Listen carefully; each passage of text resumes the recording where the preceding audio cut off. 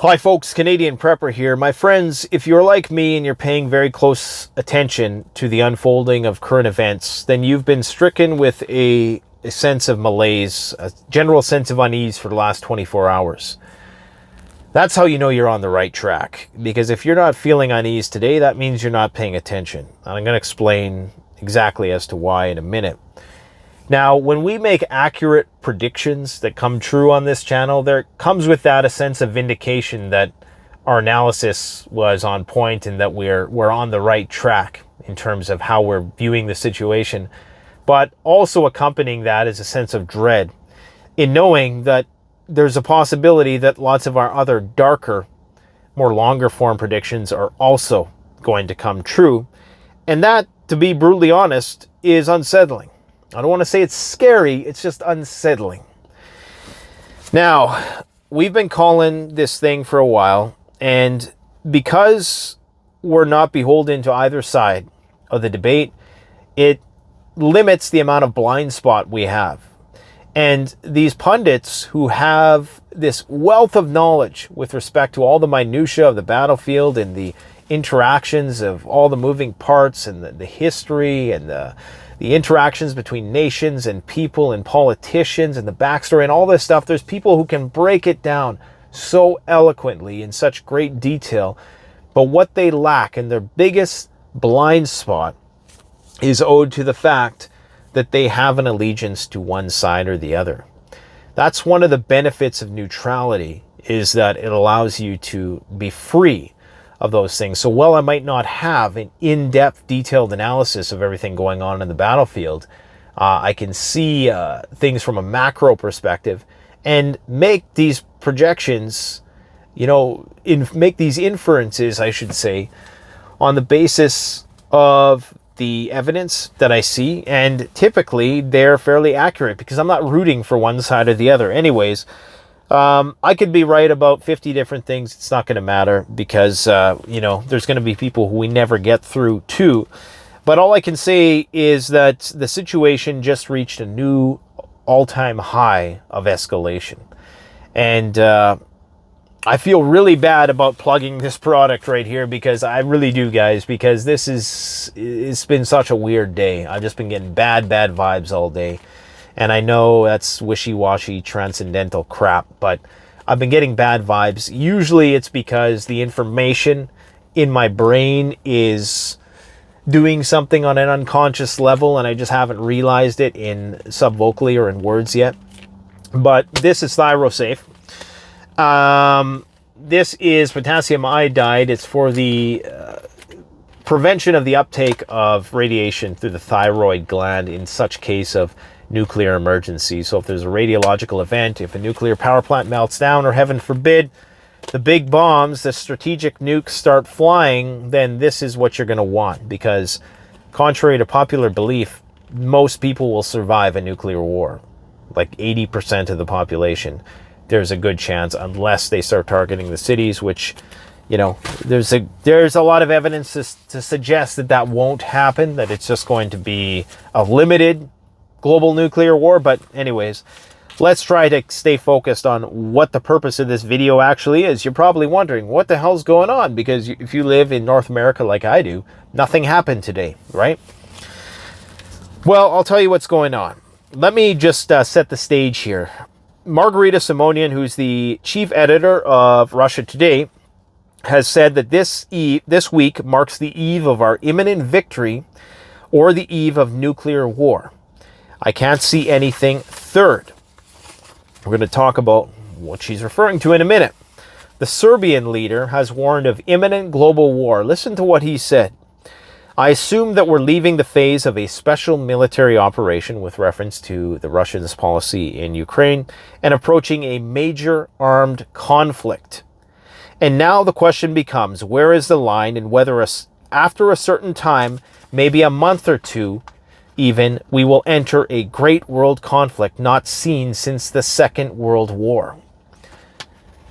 I just had a flashback when Trudeau implemented that, Emergency Powers Act. It almost makes me wonder if that was like a trial run for what's coming. to be brutally honest. Anyways, Russia has laid the groundwork now for a general conscription. There is a lot of stuff going on. So Putin was supposed to give a speech tonight, or I guess it would have been today, would have been there tonight, but that's been postponed. So by the time this video goes live, it might not be too long after that speech actually takes place. They didn't say why it was postponed. There seems to be perhaps some confusion. We could assume that it was postponed for a very good reason. I don't think it would be postponed if there wasn't something emergent going on in the situation. We know that these referendums for Kherson, Zaporozhye, and the Donbass regions that are being fast-tracked, it appears, we know that they're doing this for a reason. They're being fast-tracked for a reason, and all of this stuff is happening for a reason. What that reason is, nobody really knows just yet. Is Russia going to declare a general mobilization? Here's my best guess as what's coming. I mean, we've been talking about the general mobilization long before it was cool on this channel. And again, we don't take any hubris and pride in being right about these predictions. It's just knowing that we're on the right track. Anyways, so there already was a War Measures Act enacted, which was pertinent to industrial activity that required workers to work longer hours, not take vacations. And that was put through, I think, a couple months ago. And it also allowed for the government to kind of commandeer various industry in order to expedite the production of weapons, okay? But what has happened in the last 48 hours is a lot different. So the State Duma has altered the criminal code of Russia. And basically they're saying, and these are all harbingers for what's to come. So they're saying that now voluntary surrender or desertion from conscription is now punishable by up to 10 years in jail. Looting is also punishable. There's also been a wording change, and this is very substantial, from in armed conflict and hostilities to in a period of mobilization, martial law, or a time of war. Conscientious objectors to any conscription are going to be punished by up to 3 years in jail.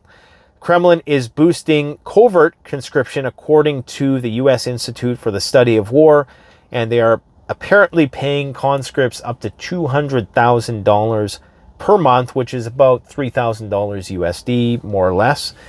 And any reservist can be imprisoned for up to 10 years if they fail to abide by these policies. Now, why is this all significant? And why are they doing this kind of covert mobilization for war and moving all the big toys around the country?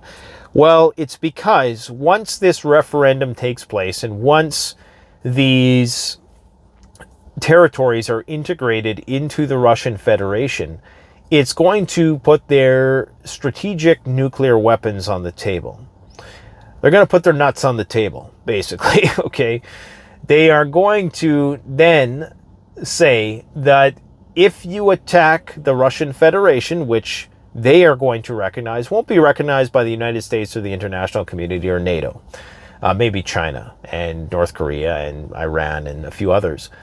But they're going to say that an attack on those territories is an attack on Russia, and that can bring the full force of their military to bear. Then you're now at war with a country. It's no longer considered a special military operation, and they're going to activate their nuclear doctrine of strategic deterrence and possibly play the nuclear card in a escalate to de-escalate sort of way. So they're not just going to start shooting nukes or anything like that, but they might threaten to nuke, and that's where the two sides may have to come to some agreement. That's maybe where the conflict gets frozen. If they start to hold nuclear weapons over the head, or hold Ukraine hostage with the threat of nuking them, to be brutally honest, because they are attacking the Russian Federation. Now, this is kind of getting into the realm of speculation.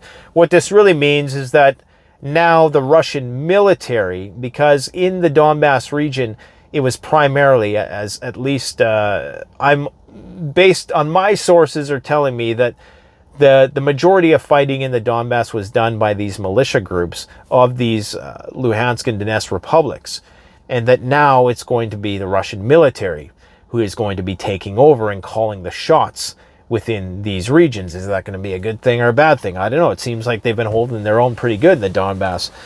But this means that now we're going to enter a new phase of escalation. Jens Stoltenberg said that as well.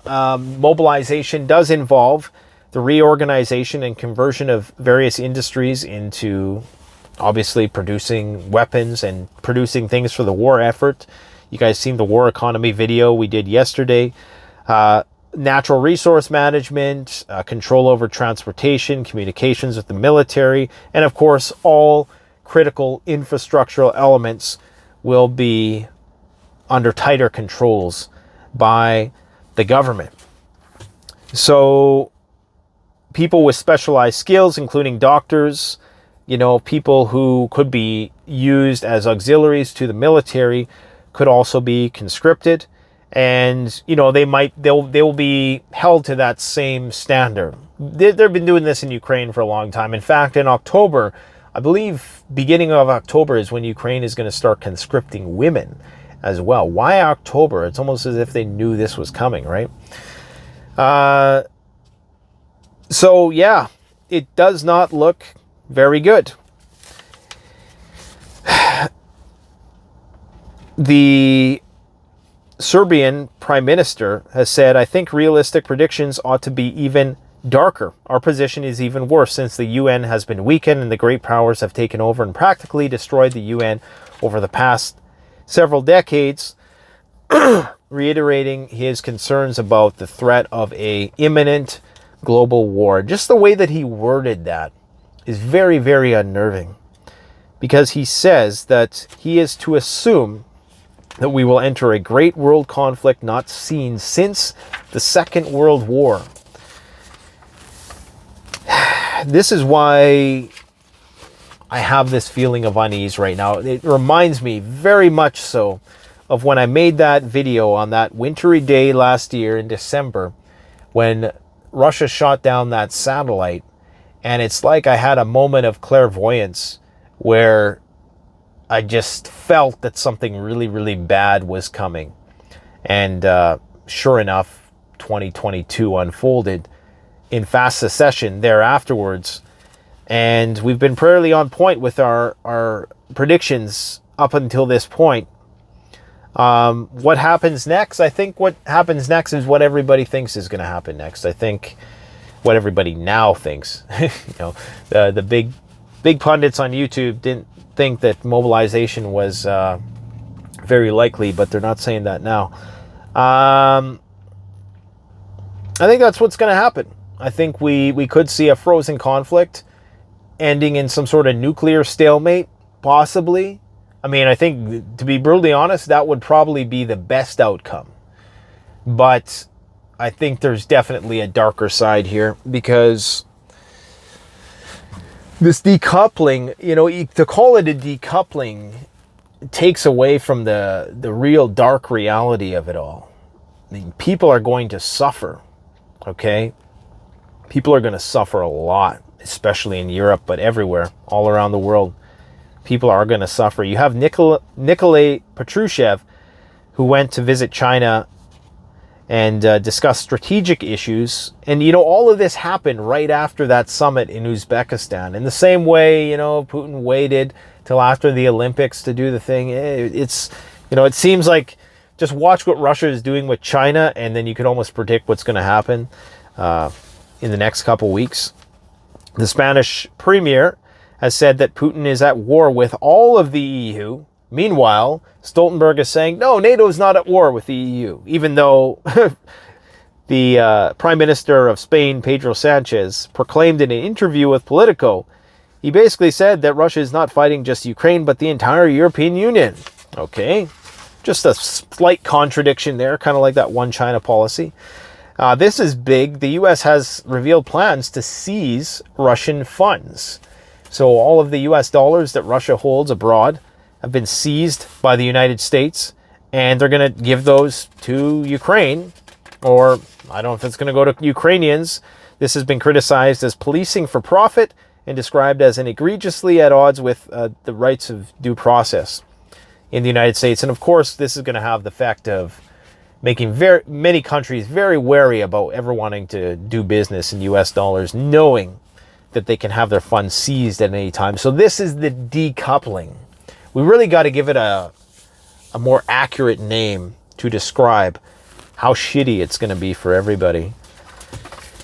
Anyways, guys, I don't really even want to talk about any of this other stuff today. EU bread prices are soaring 18%. In Hungary, they soared 66%. I wonder if that's why they call it Hungary. I'm sorry, that was bad. That was uncalled for. We need a little bit of gallows humor at times like these. Lithuania 33%, Estonia by 32%. So all the Baltic states are getting hit hard with food price increases. And yeah, so I think, you know, this is all testament to our analytical capabilities, I guess, when it comes to trying to figure out what's going on. And we're going to keep trying to do that for you folks, giving you the news before it's news. If that gives you a little bit of lead time to, you know, make the adjustments that you need before the panic starts. It was another video we made before the panic starts. I believe we made that one in February of 2020, stocking up before the panic. I remember that one. And then in January of that same year, we made a video about how this was going to be the next great pandemic. Well, at the time, it wasn't even considered a pandemic. Anyways, guys, I think it wouldn't be a bad idea to get some Thyrosafe. CanadianPreparedness.com, the best way to support the channel. We don't do Gatorade endorsements. We don't do Pepsi. We only do stuff that we ourselves use. And this is something that, set it, forget it, doesn't expire till 2032. And realistically, with any kind of medication like this, it's probably going to last a lot longer. The U.S. military did a study because they were cheap and they didn't want to throw away billions of dollars worth of medications. And they found that most medications retain their potency well after like 10 years. Like they retain 80% potency after, you know, the expiration date. So sorry to be so doomy and gloomy. We got some fun stuff coming for you again. So don't worry. We're going to get through this together. And don't sympathize with me. Save your sympathies for the people who are on the front lines, for the people who are truly suffering right now. I'm going to be all right. And if you're in North America and you're watching this, you're probably going to be who the wave hits last, but it's going to hit you too. So get ready, folks, because this is it. Thanks for watching. Canadian Prepper out.